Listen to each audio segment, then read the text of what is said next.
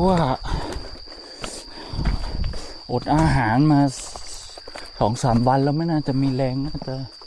อยู่จุดที่ต่ำสุดอะ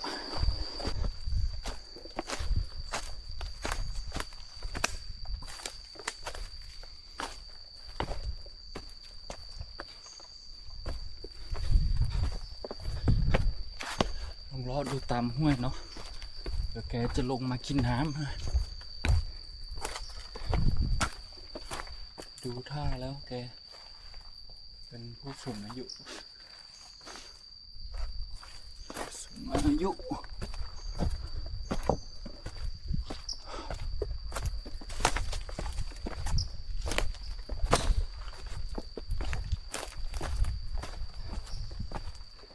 ยาย